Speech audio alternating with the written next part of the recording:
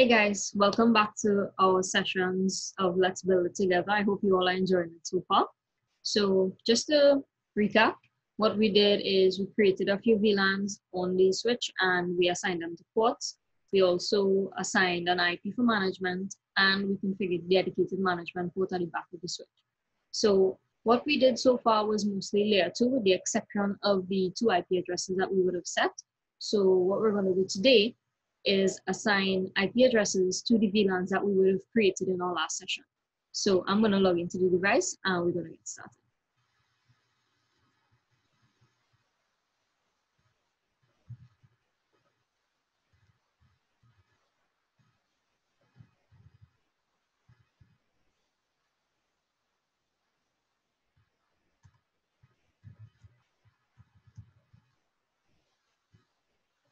Okay. So here we are in the operation mode of the switch. We are going into the edit. So just to show you all the VLANs that we would have created, just in case, you got lost or you want to review, these are the VLANs that we would have created so far. So we have our access VLAN, which as the description says, gonna facilitate the link between the firewall and the switch. We have our corp Wi-Fi, we have our guest Wi-Fi, which is the segmentation between the corporate wireless users. And if you all have a seminar and you all have a conference or you all have a meeting, a board meeting or something like that, you all could put those users in your guest Wi-Fi subnet rather than having them on the corporate side with access to all the resources. We have our net management VLAN, which is the management of all the devices in the network, and user VLAN, which is for all of the users, obviously, and the voice VLAN, which is to handle all your phones and all those devices on the network. So what we are going to do is create layer 3 interfaces. So let's scroll down. So this is what you're going to see. So the layer 3 interfaces that we're going to tie to the VLANs, these will be your default gateways for each of the VLANs. So for example, the user VLAN, the default gateway will be 20.1. The reason why we need a default VLAN is so that we can exit our VLAN. So say I am a user and I sit in VLAN 20, my IP address would be tied to VLAN 20, and I want to get to something that sits in the voice VLAN.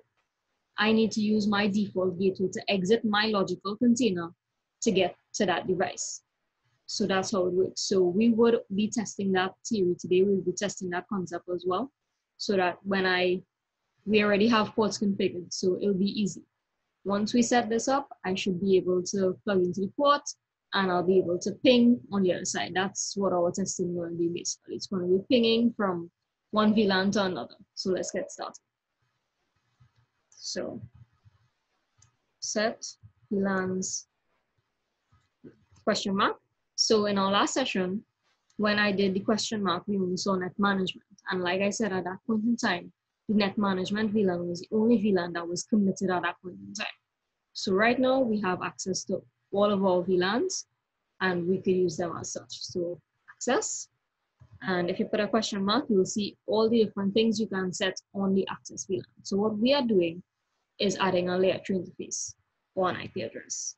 So we have our layer 3 interface, VLAN dot 100 is the one that's existing. So if we put VLAN dot and a question mark, it would ask you for the layer 3 interface for this VLAN. So it's VLAN dot, this is access, so it will be dot 10. Once we do that, we are tying the access VLAN to VLAN dot 10, and then we need to add an IP address to it. So the command for that would be the set interfaces, VLAN unit. And like I said, I like to keep things uniform so that whenever I see a number in the network, I know what it's for. I did the same thing with the net management VLAN, which was 100. And I set the unit as 100 as well, just for uniformity. So it would be unit 10. And like I also said, family INET is what the family that you use to add an IP address on Juniper. 192.168.10.1. Right. So if we do a show IP compare, this is what's right. So we discussed this as well in the last session. Or it needs to be, this one would actually be a /30. Reason being is that this is the access VLAN. It's only going to have 2 devices in it, so we don't need that many IP addresses. So we'll use a /30, and I will remove the /32. This is what happens when you build a script off the top of your head. So this, I'm going to edit it one time. This will be a /30. The others would be /24, /24.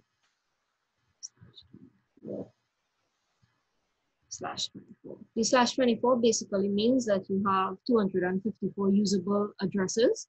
So when we get to the video where we're configuring the DHCP addresses, that's the amount of users that could sit in that subnet comfortably without creating an issue. So I'll leave all the others as /24, and we can actually paste in the rest.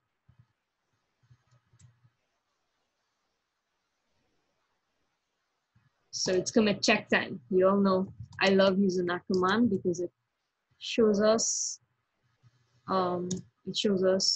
if there are any errors. So I'll do the show compare first, and then I'll do the commit check. So I made an error somewhere. So in one of my commands, this is my error in my script. So this is supposed to actually be 20. So you see here, where unit 10 has 2 IP addresses tied to it, that's a problem. So we're supposed to have unit 10, unit 20, 30, 40, and 50. So I just changed that on this side. So I'm just gonna paste this command back in.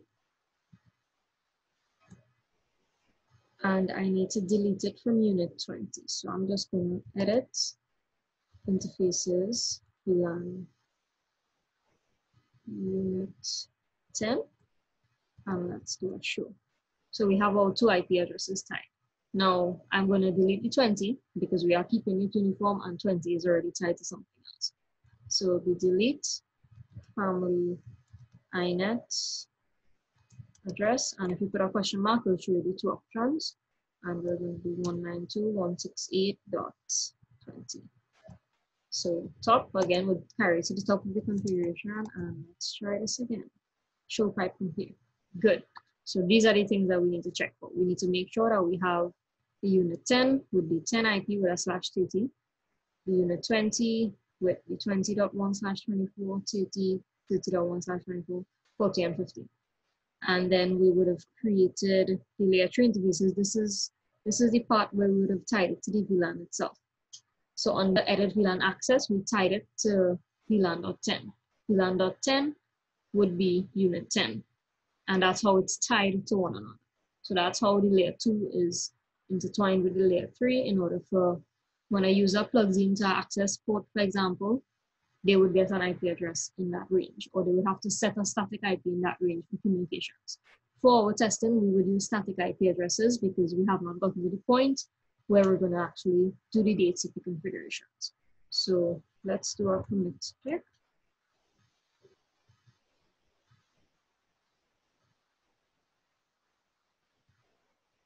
So good. So it's committed. Now, that is it for the configuration side of it. Everything from now going to be tested.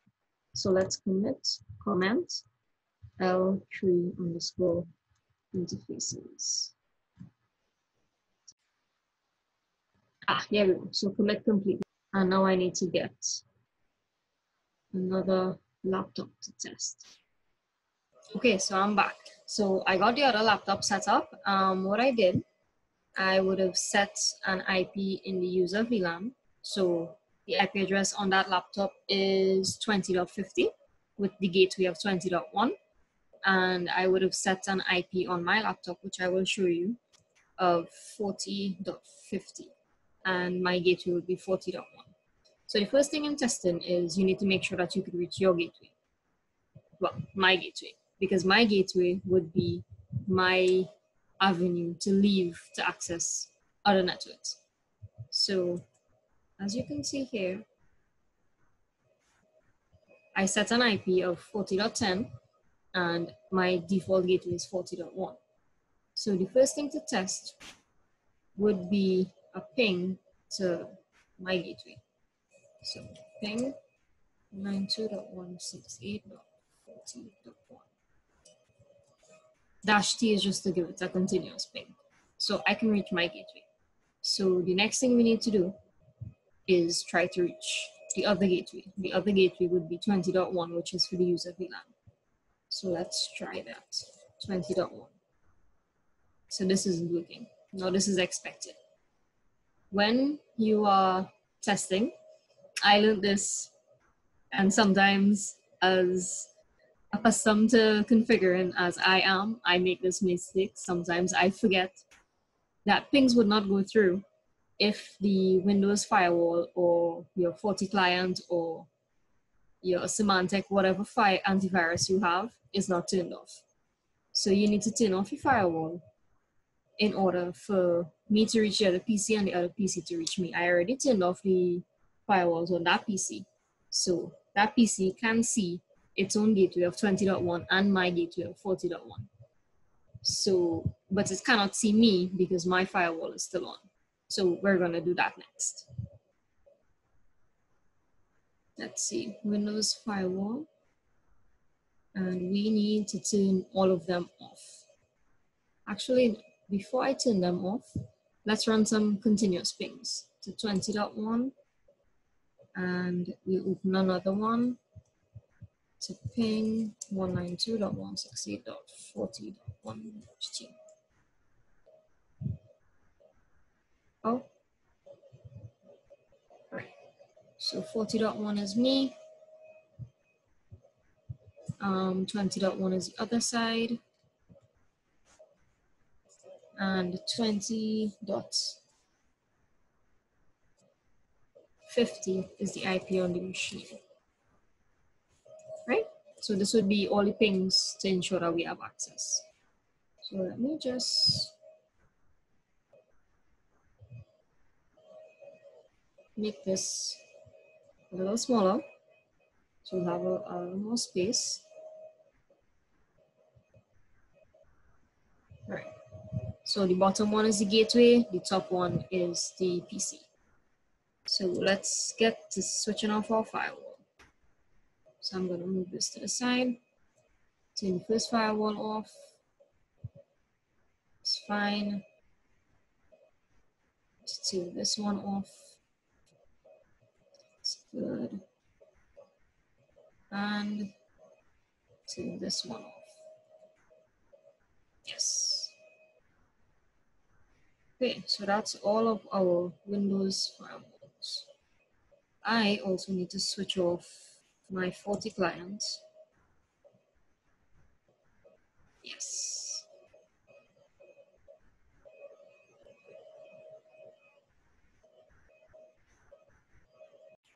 Right. So here's another thing. Because my Wi-Fi is on, I have two default gateways. I have the default gateway that I would have manually set with the static IP of 40.1, and I have the default gateway that would take me to my internet. So if I switch off my internet temporarily, I should be able to get access. So let's try that. And it responds immediately. So those are some things that you really need to look for. You need to make sure that the firewalls are off. And if you're testing locally without DHCP and things like that, you need to also make sure that you don't have two default gateways. Because if I show you, let me open another one and I'll show you IP. So here, as you can see on my Ethernet adapter, I have my configs that I set, but on my Wi-Fi adapter, I also have a default gateway. So because Windows wouldn't really know which one to use, one needs to be off. You can't have multiple default gateways. You could only have one.